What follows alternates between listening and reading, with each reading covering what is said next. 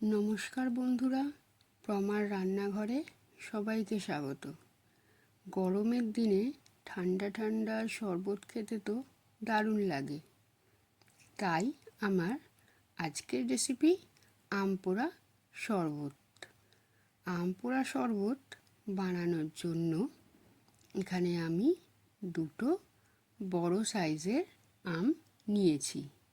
আমগুলো ভালো করে ধুয়ে পরিষ্কার করে নেব। এবার একটা আম আমি শিকের মধ্যে গেঁথে নিয়েছি।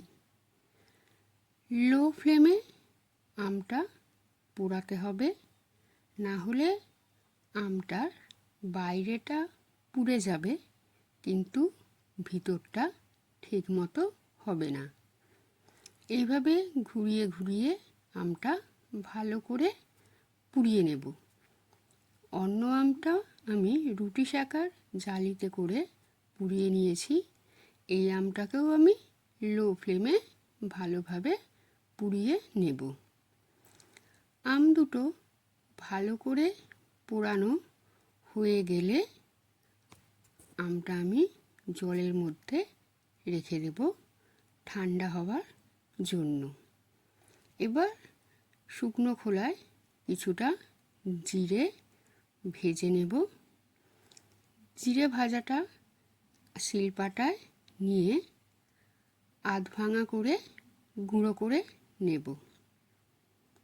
এবার ঠান্ডা হয়ে যাবার পর আমগুলোর একে একে খোলাটা ছাড়িয়ে নেব।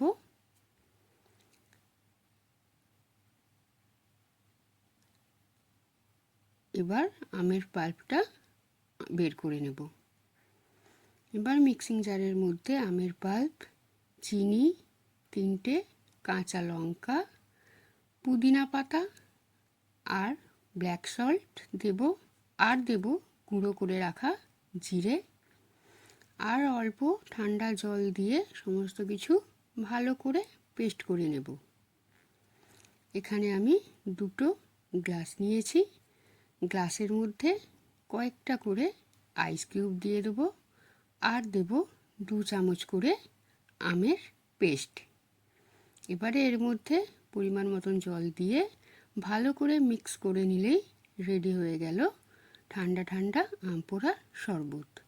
রেসিপিটা যদি ভালো লেগে থাকে তাহলে লাইক, শেয়ার আর চ্যানেলটা সাবস্ক্রাইব করে দেবেন।